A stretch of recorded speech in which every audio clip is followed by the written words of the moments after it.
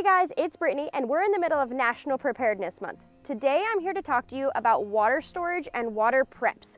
When it comes to an off-grid situation, do you know where your local water source is? Do you have rain catchment set up? Do you have filters to be able to run any type of water through them to drink them? Are you prepared for that? First thing we're going to talk about is filters. There is on-the-go filters, there is Berkey filters, there's whole house filters. Make sure you have, if not one, but multiple of these because you always want to have backups.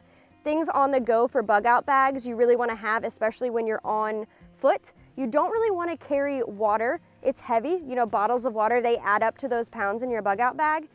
You can only go 3 days without water too. Water is an essential thing when it comes to your preps, so make sure you're prepared with on-the-go filters, inside your house filters, and even whole house filters. So next we're going to talk about collecting water from a local water source. 5-gallon jugs like these are super handy when it comes to that. When my family and I lived off-grid, this is the exact containers that we would use to be able to go and collect water for us.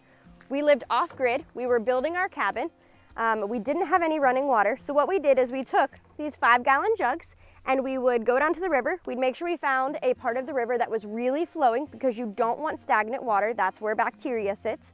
We'd dunk those containers under the water, we'd fill them all the way up, we'd carry them back to our truck, we'd then take them home and we would pour them into our Berkey, and that was what we used for all of our cooking and all of our drinking water.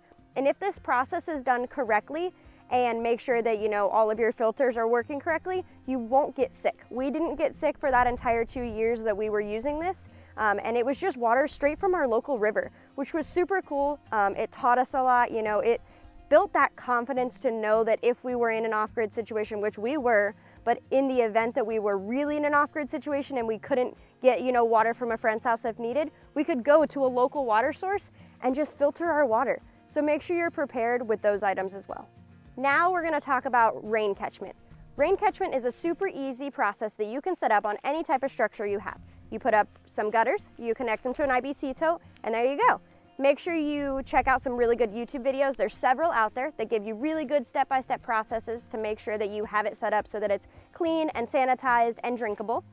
There are several things out there that you can do when it comes to it, several options, size container, size of gutters. So just make sure that you research properly if you choose to go down that route. Water is such a necessary prep when it comes to our life.